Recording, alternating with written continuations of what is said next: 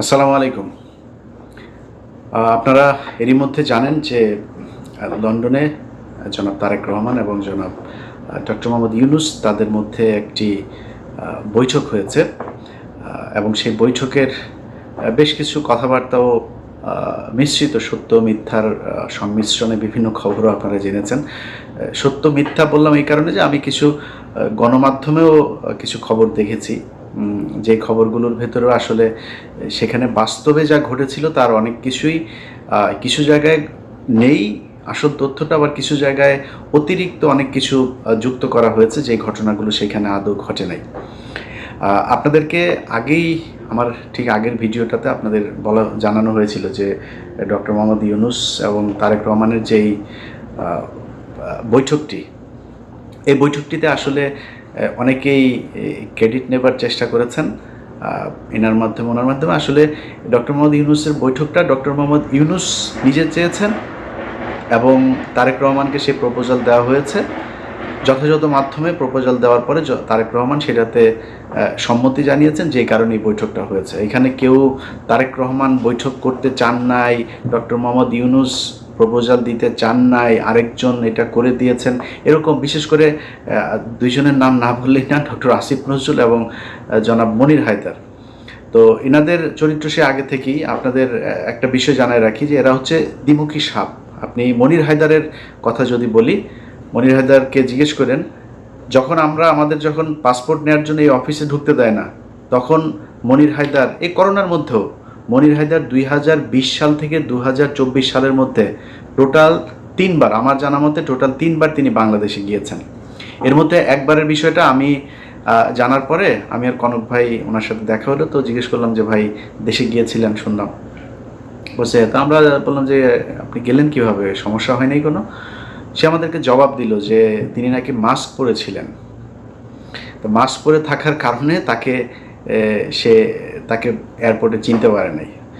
তো আমরা মানে বুঝে নিলাম আর কি যে এয়ারপোর্টে মাস্ক পরে তারপরে পালায় যাওয়া যায়। আরে ভাই, যখন জেএফকে থেকে আপনি যখন গাড়িতে উঠবেন, প্লেনে উঠবেন, তখন এই প্যাসেঞ্জারের পুরো লিস্ট ঢাকা বিমানবন্দরে পৌঁছে যায়।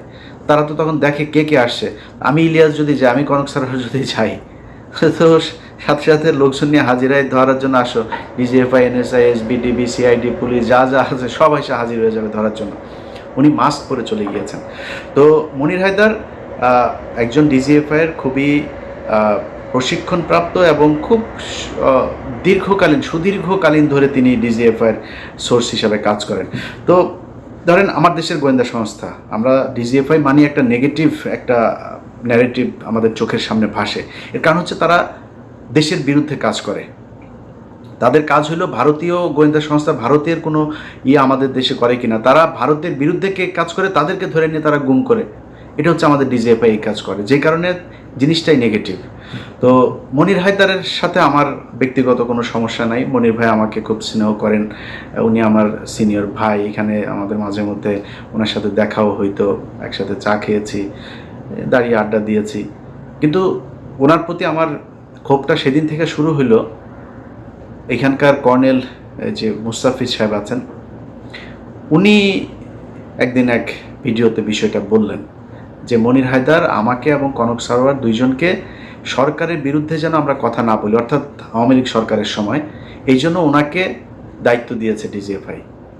তো উনি এসে আমাদেরকে এই কথাগুলো বলেছিলেন যে খামাকা সরকারের সাথে কি দরকার করার, হ্যাঁ, নানানভাবে একটু এই ধরনের একটু গুছায় এদিক ওইদিক করে। পরে এই লেফটেন্যান্ট কর্নেল আপনার মুস্তাফিজ ভাইয়ের কাছে পরে শুনলাম যে তাকে তিনি এই দায়িত্বটা দিয়েছিলেন যে আপনি বললে বোধহয় ইলিয়াস এবং কনক শুনবে, তো ওদেরকে একটু যে ওরা যেন সরকারের বিরুদ্ধে এত বেশি কঠোর অবস্থানে না থাকে, আওয়ামী লীগ সরকার আসলে কোনোভাবেই যাবে না। এটা সেই 2022-23 সালের কথা মুস্তাফিজ ভাইকে উনি বলেছিলেন। এটার পরে আসলে মনির ভাইয়ের প্রতি শ্রদ্ধা ভালোবাসা কোনো কিছুই থাকার বিষয় নয়। মনির ভাই এমনিতে উনি ওনার একদম ক্যারিয়ারের শুরু থেকেই উনি একজন দুর্নীতিগ্রস্ত একজন সাংবাদিক। ওনার এগুলি নিয়ে কথা বলতে চাই নাই, কিন্তু এখন যেহেতু এই অবস্থা সেই কারণে বললাম। ওনারা একটা ক্রেডিট নেওয়ার চেষ্টা করছেন, আবার ফের বিএনপির ভেতরে যে তারেক রহমান আমি তো আপনার জন্য অনেক কিছু করছি এই সেই এরকম বুঝায় টুঝায় এদের সাথে একটা খাতির জমানোর চেষ্টা করছেন। তো এই ধরনের কিছু মানুষজন আছে যারা কিনা এই বৈঠকটা করার ক্রেডিট বিভিন্ন জায়গায় নেওয়ার চেষ্টা করছেন। এরকম কোনো কিছু না। তারেক রহমান রাজি হয়েছেন, ডক্টর মোহাম্মদ ইউনূস তাকে প্রপোজাল দিয়েছেন, এবং আমি আগের ভিডিওতে বলেছি যে দুইটা পক্ষের কেউই ছোট হয় না এখানে।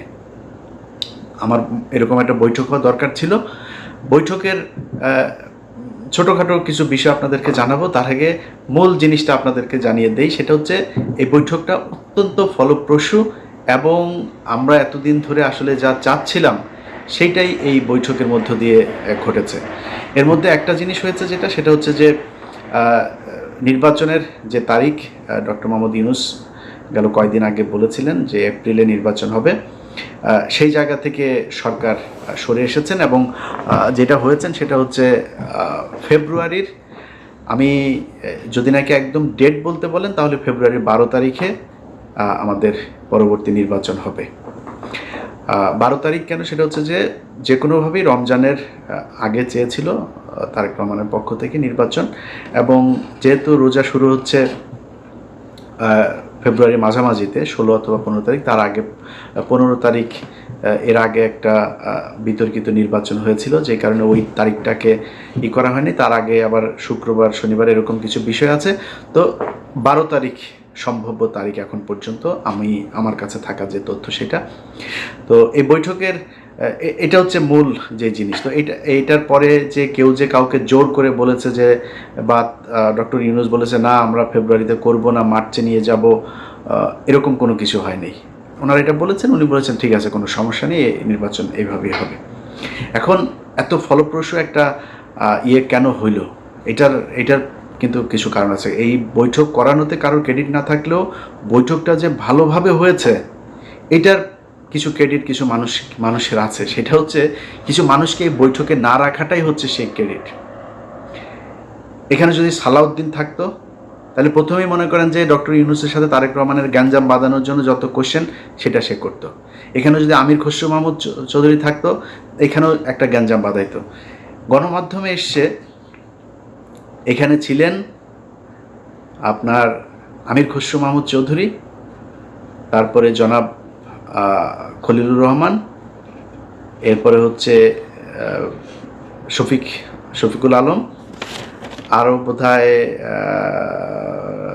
এসে হচ্ছে হুমায়ুন কবির নামে একজনের নাম এসছে। আচ্ছা, এরা সবাই ছিলেন। এই কথাটা সত্য কথা না। ডক্টর মোহাম্মদ ইউনূস যে হোটেলে উঠেছেন, ডকচেস্টার হোটেল, সেটা হচ্ছে লন্ডনের বিখ্যাত সেই হাইড পার্ক, এটার পাশের একটা রাস্তাটার নাম হচ্ছে পার্ক লেনের উপরে সেই হোটেলটা। এই হোটেলে যেখানে আপনার বৈঠকটা হওয়ার কথা ছিল একটা মিটিং রুমে, কিন্তু ডক্টর মোহাম্মদ ইউনূস সেই রুমে করেন নাই। তিনি বলেছেন যে আমি ওনাকে আমার সুইটের ভেতরে নিয়েই তারপরে আমরা কথা বলবো। খুবই আন্তরিকতা দেখিয়েছেন, একদম নিজের রুমে নিয়ে তারপরে সেখানে তারা কথা বলেছেন। এবং এর আগের কিছু জিনিস আপনারা এরই মধ্যে জেনেছেন যে তারেক রহমান বেগম খালেদা জিয়ার সালাম পৌঁছে দিয়েছেন, দুইজনের কুশল বিনিময় করেছেন। তারেক রহমান ওনাকে বলেছেন আপনি এখানে এসেছেন, এটা অনেক সুন্দর জায়গা, হাঁটতে গিয়েছিলেন কিনা, এই ধরনের আলাপ টালাপও হয়েছে। এরপরে ওইখানে যেই স্যুটটাতে বসে আপনার বৈঠকটা হয়, সেখানে প্রথমে যেই চারজনের নাম বললাম আমি, শফিকুল আলম, খলিলুর রহমান, আমির খসরু মাহমুদ চৌধুরী এবং হুমায়ুন কবির, ওনারা ছিলেন ওইটাতে।